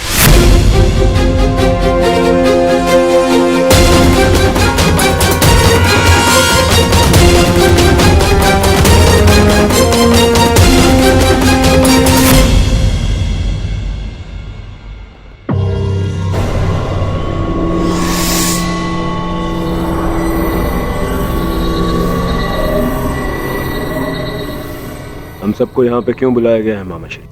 क्या? मुझे तो लगा कि तुमने हम सबको यहाँ एकत्रित होने का आदेश दिया है।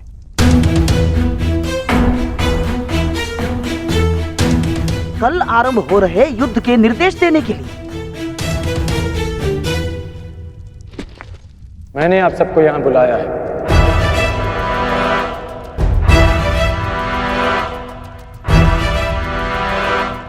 पधारने के लिए धन्यवाद। परंतु तुमने हमें यहाँ क्यों आमंत्रित किया है कर्ण? बताता हूं मित्र, पहले सभा पूर्ण हो जाए।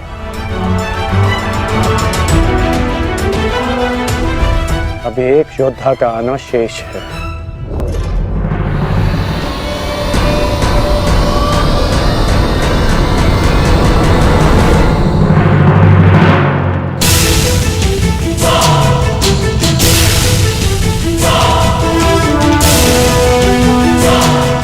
इससे पूर्व कि किसी के भी मन में कोई विचार उत्पन्न हो, मैं बता देना चाहता हूं कि मेरे यहां आने का कोई उद्देश्य नहीं। मैं यहां केवल अंगराज के आग्रह पर उपस्थित हुआ हूं।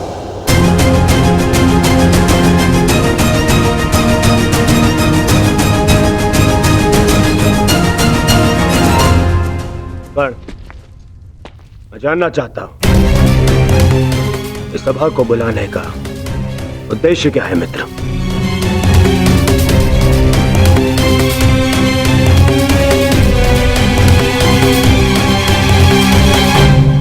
उद्देश्य है युद्ध में विजय।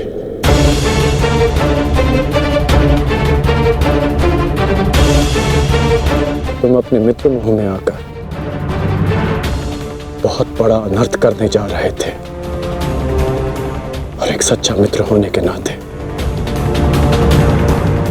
मैं तुम्हें ये अनर्थ नहीं करने दूंगा।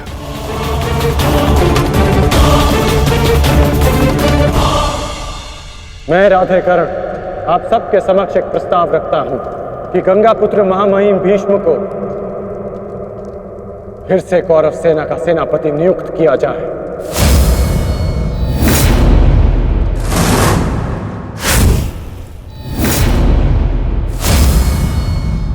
और ये घोषणा करता हूं कि जब तक महामहिम भीष्म इस युद्ध भूमि में सेना का नेतृत्व करेंगे, ये राधेकर्ण युद्ध भूमि में नहीं आएगा।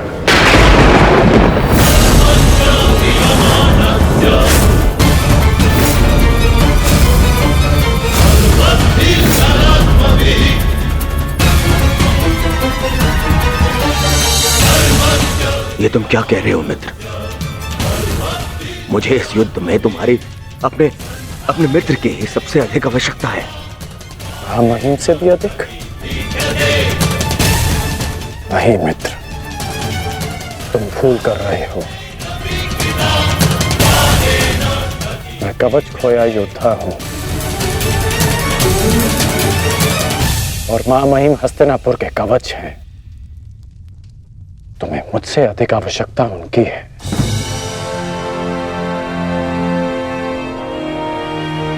मैं स्वीकार करता हूं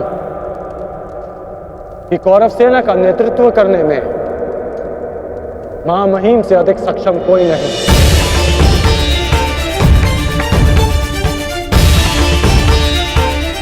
मैं भी नहीं।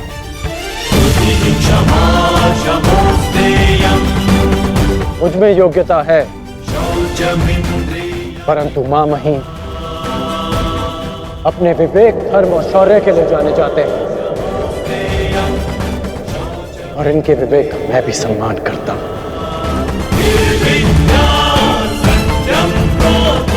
यदि महामहिम मुझे युद्ध से दूर रखना चाहते हैं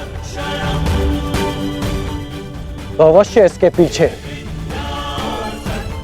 कोई महत्वपूर्ण कारण होगा जिसमें सबका हित होगा।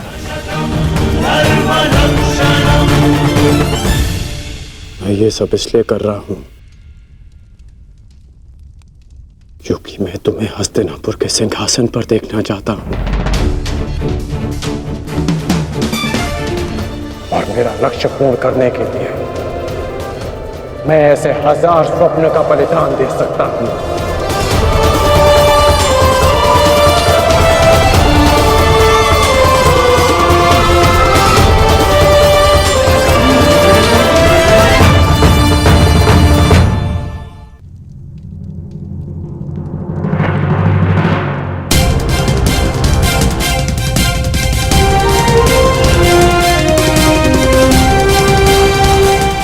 आपके बिना कौरवों की विजय संभव नहीं। अपना पद स्वीकार करें।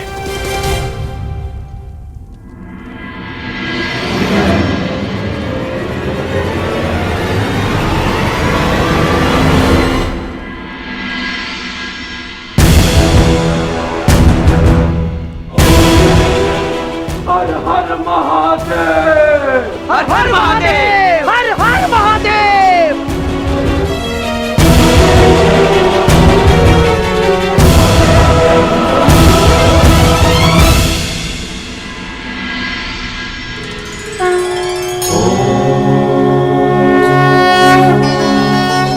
आओ हम साथ मिलकर ये अमृत तुल्य भोजन ग्रहण करें, हमें शक्ति मिले, हमारा तेज एक होके बढ़े।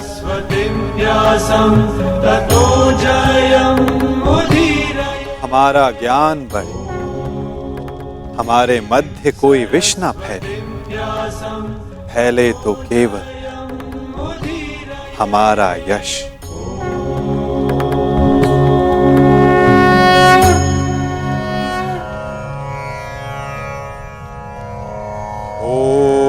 सहना भवतु। ओम सहना भवतु। सहनो भुनक्तु। सह वीर्यं करवावहे। सह वीर्यं करवावहे। तेजस्विनाय धीमस्तु। तेजस्विनाय धीमस्तु। मा विद्विषावहि। मा विद्विषावहि। ओम शांति शांति शांति।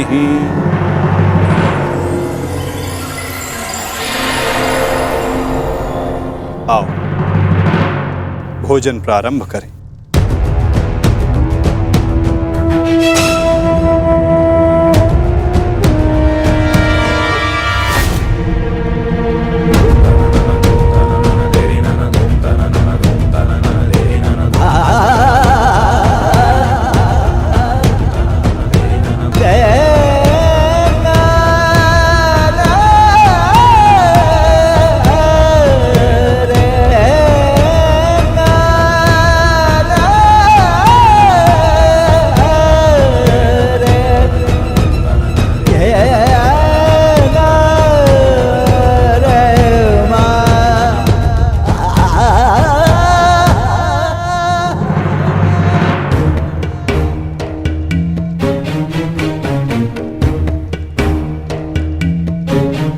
पिताश्री, रात्रि गहरी हो चुकी है, आपको विश्राम कर लेना चाहिए।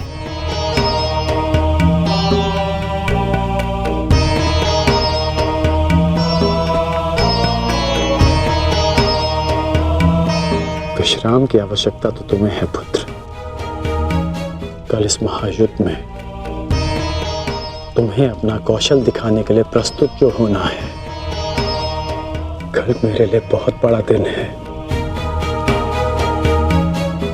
कि मेरा पुत्र इतिहास के सबसे बड़े महायुद्ध में पदार्पण करेगा।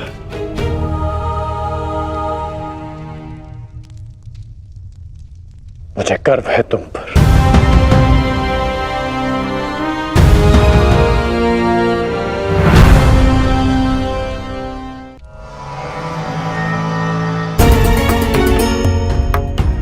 सब कुशल पार्थ? मैं तुम्हारे साथ हूं पार्थ। परंतु युद्ध में तो आप शस्त्र नहीं उठाएंगे। युद्ध में तो मैं अकेला ही रहूंगा माता। और यदि इस युद्ध में मैं तुम्हारे साथ उपस्थित रहा तो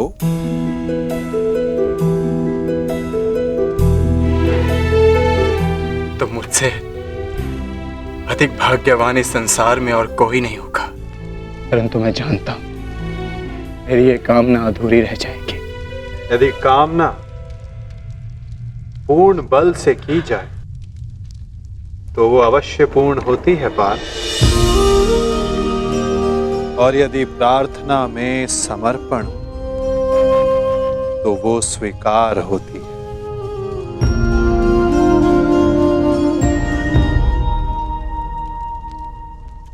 मैं आप सबके समक्ष एक घोषणा करना चाहता हूं। मैंने प्रण लिया है कि इस युद्ध में शस्त्र नहीं उठाऊंगा, परंतु बिना शस्त्र उठाए भी मैं इस युद्ध में सहायक रहूंगा। मैं वासुदेव कृष्ण ये घोषणा करता हूं कि इस महायुद्ध में मैं उस योद्धा का मार्गदर्शन करूंगा जिसे इस युद्ध की दिशा निर्धारित करनी है। ये युद्ध एक यात्रा है और इस युद्ध की यात्रा में मैं अर्जुन का सहयात्री बनूंगा। मेरे हाथ इस युद्ध में अस्त्र भले ही न थामे, परंतु अर्जुन के रथ के अश्वों की रास से अवश्य थामेंगे।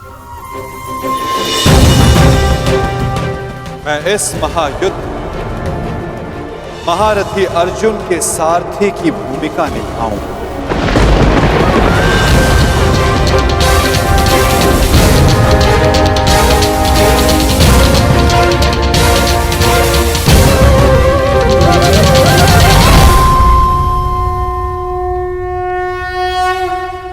नहीं माधव, मैं रथी बनकर आपको आदेश दूं, यह संभव नहीं।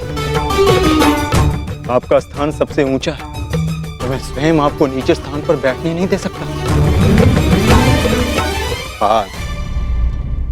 कौन ऊंचे स्थान पर बैठा है और कौन नीचे स्थान पर, ये तो देखने वाले के दृष्टिकोण पर निर्भर करता है। तुमने कहा कि मैं सबसे योग्य हूं, और जो सबसे योग्य होता है उसका धर्म होता है कि वो अपने से छोटों का मार्गदर्शन करे, और मैं इस युद्ध में यही करूंगा। मैं इस युद्ध में तुम्हारा सारथी इसलिए बनूंगा, यदि तुम अपने लक्ष्य के मार्ग से भटक जाओ तो पुनः तुम्हें तुम्हारे लक्ष्य के मार्ग पर ला सकूं। और मुझ पर विश्वास है ना? निष्ठा है माता।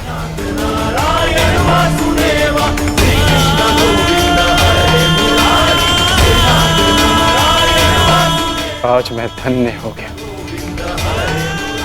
जिसके सारथी आप हैं। वो मार्ग कभी भटक ही नहीं सकता।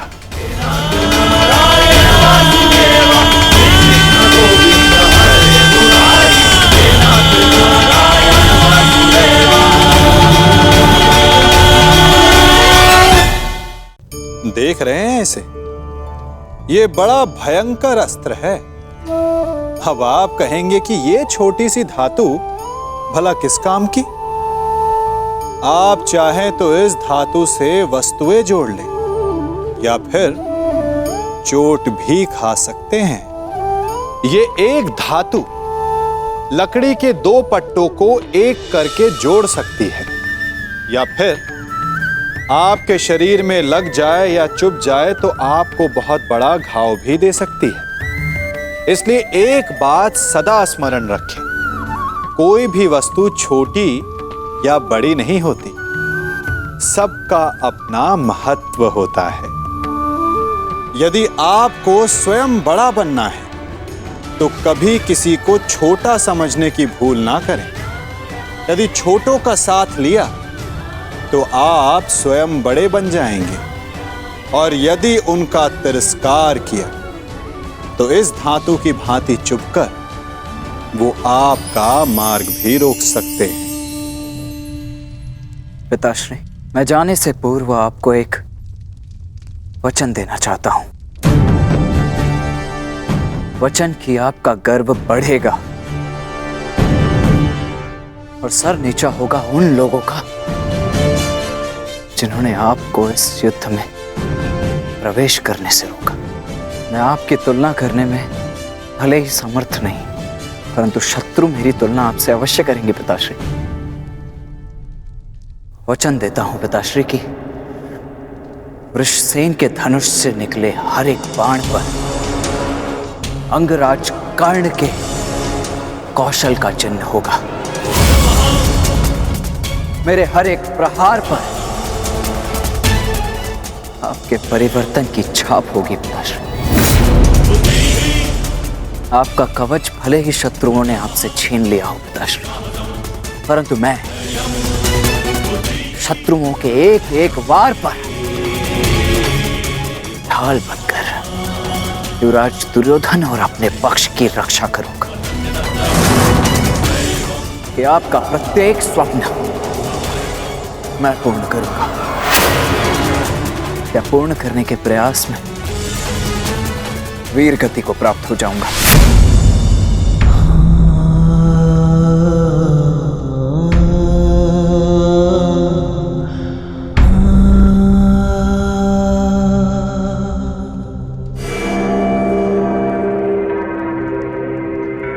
द्रोण शिष्य अर्जुन, द्रोण शिष्य अर्जुन के मन में मैं ये प्रश्न उत्पन्न कर दूंगा पिताश्री की, यदि अंगराज कर्ण का अंश उन पर इतना भारी पड़ रहा है तो तब क्या होगा जब स्वयं अंगराज कर्ण से उनका सामना होगा।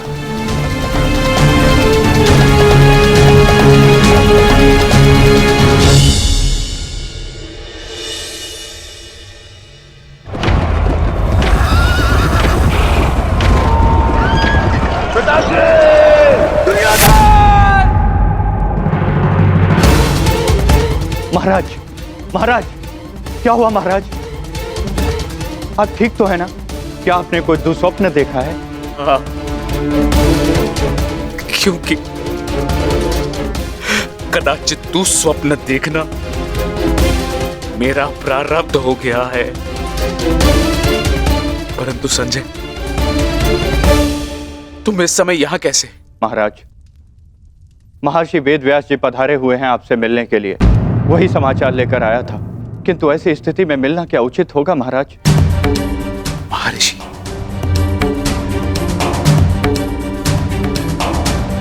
अवश्य ही कुछ उचित सोचा होगा, तभी पधारे हैं। उन्हें सादर अंदर ले आओ संजय। जैसी आज्ञा महाराज।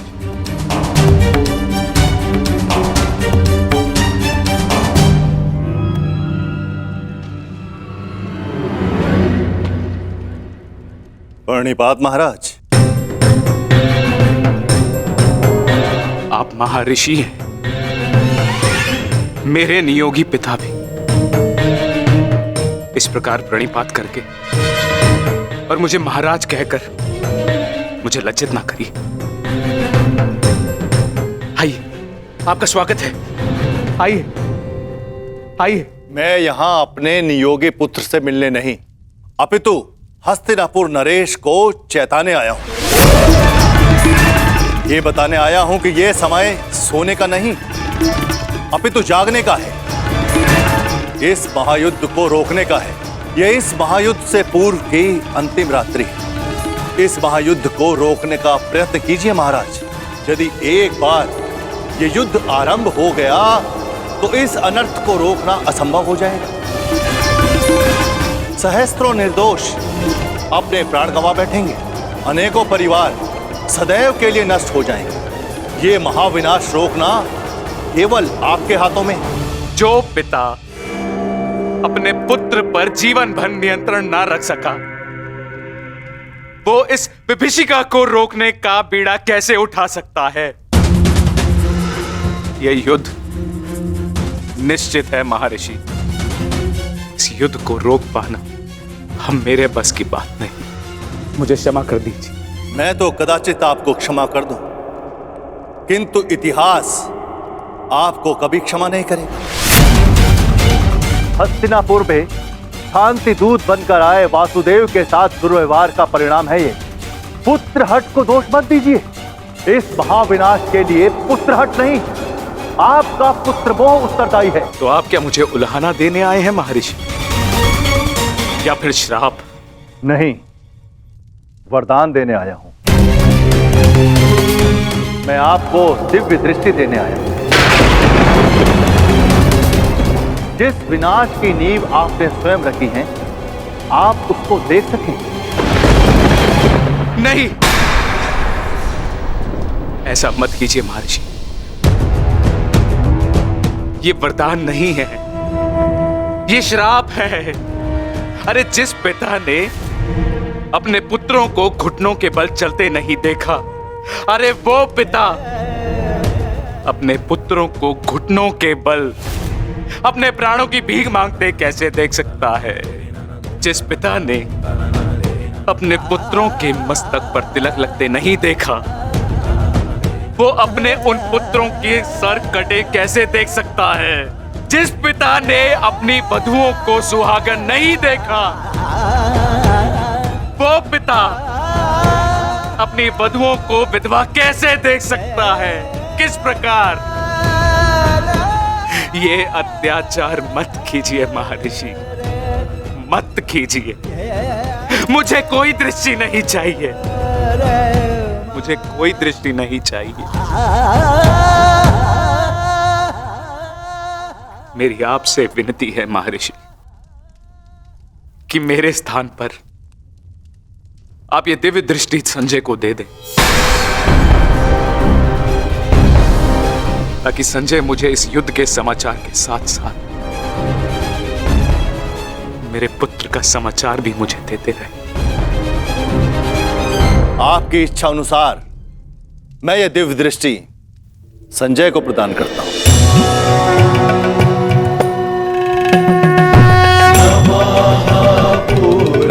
पुराणकाराय व्यासाय जयकारिणे भरताख्येन दीप्तेन विश्वं येन प्रकाशेन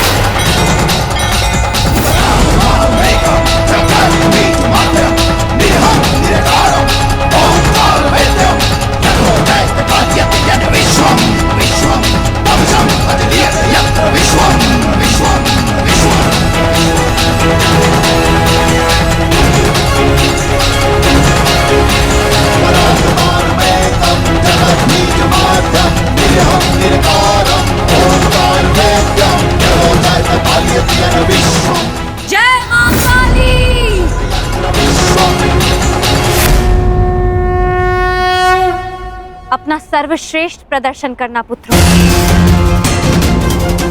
अपने पिताओं की प्रतिज्ञा को स्मरण रखना और अपनी माता के अपमान को मत भूलना।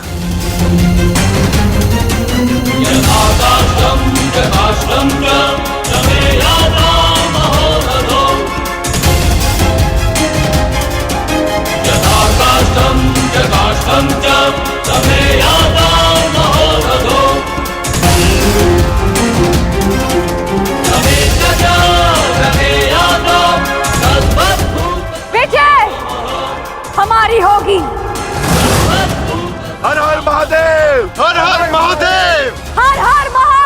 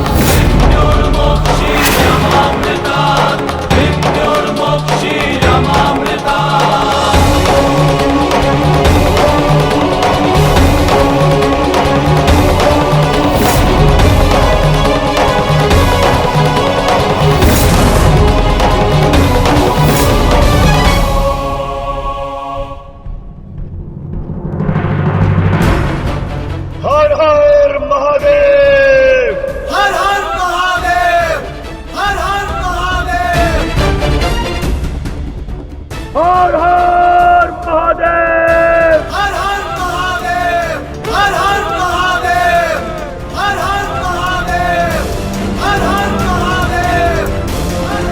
महादेव। स्मरण रहे पुत्र, अब इस युद्ध भूमि में तुम्हारे विरोध में जो भी हो उससे तुम्हारा कोई संबंध नहीं। तुम्हारा संबंध केवल तुम्हारे कर्तव्य और तुम्हारे लक्ष्य से है। यदि मेरे स्थान पर आप होते तो क्या आपके लिए ये स्वीकार कर लेना इतना ही सरल होता पिताश्री? सत्य कहूं तो सरल नहीं होता, विशेषकर तब जब मुझे ज्ञात हो गया है कि पांडवों से मेरा रक्त संबंध है। किंतु पुत्र, मैंने सदैव एक बात को माना है कि आपको आपके वचन पर अडिग रहना चाहिए। तुमने युद्ध चुना है, परंतु युद्ध क्या परिणाम चुनेगा ये उसका अधिकार है। तुम्हारा अधिकार केवल अपने कर्म और अपने कर्तव्य पर है। इस युद्ध में अपना सर्वश्रेष्ठ प्रयास करना।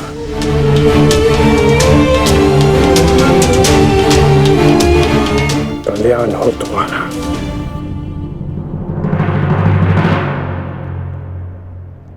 हर हर महादेव, हर हर महादेव, हर हर महादेव।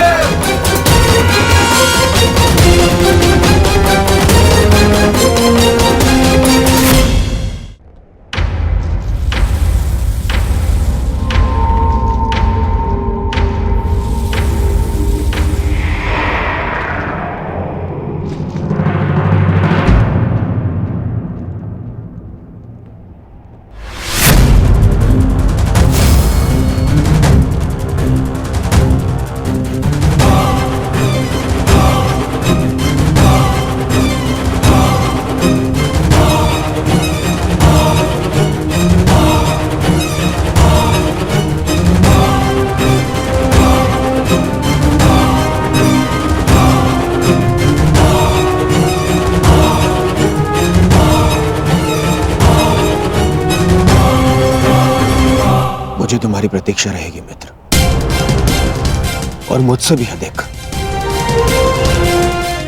इस भूमि को तुम्हारी प्रतीक्षा रहेगी कि कब अंगराज जैसा वीर अपने चरण रखकर इसे महान बनाए।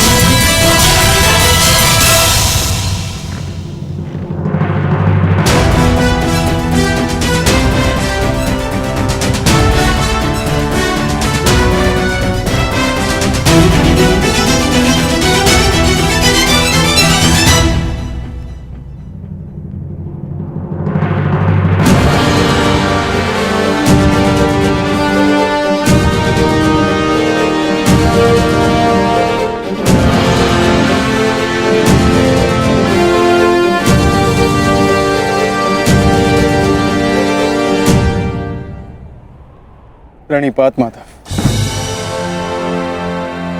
कल्याण वस्तु। आओ पार्थ, रथ पर आरूढ़ हो जाओ।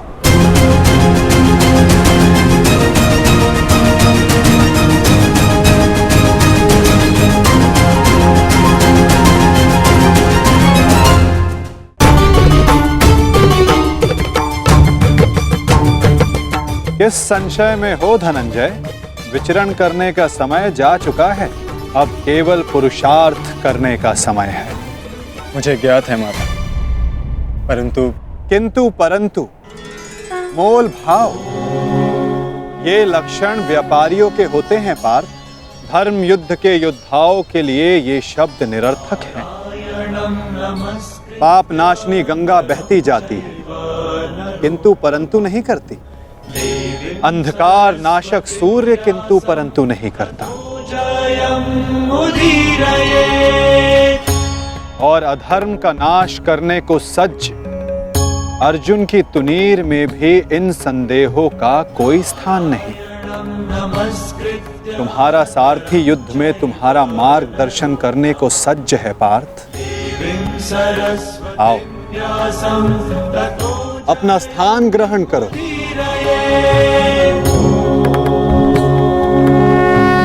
कुरुक्षेत्र की युद्ध भूमि तुम्हें पुकार रही है पार्थ। मुझ पर विश्वास रखो। आपसे अधिक विश्वास तो मुझे स्वयं पर भी नहीं है माधव। और मेरे लिए महत्वपूर्ण ये है कि तुम स्वयं पर विश्वास रखो।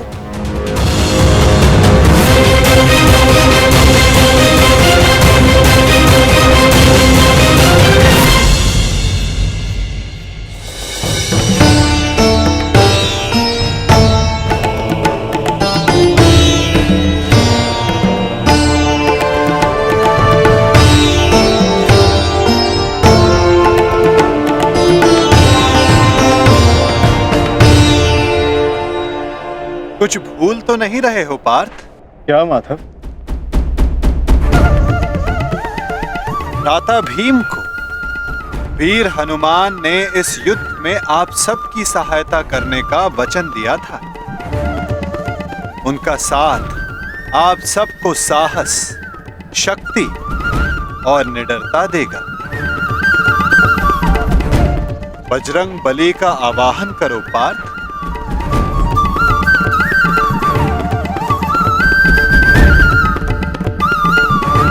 मैं कुंती पुत्र अर्जुन, पवन पुत्र, ज्येष्ठ भ्राताश्री महाबली हनुमान का आवाहन करता हूँ।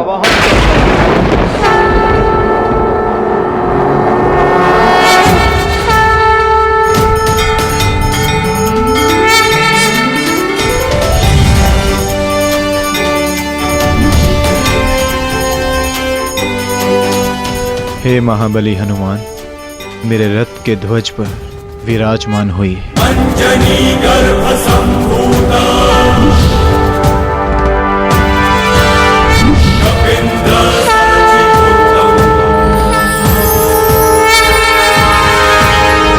अंजनी गर्भ संभूता कपिंद्र सचिवोत्तम, राम प्रिय नमस्तुभ्यं। बजरंग बली पधार गए।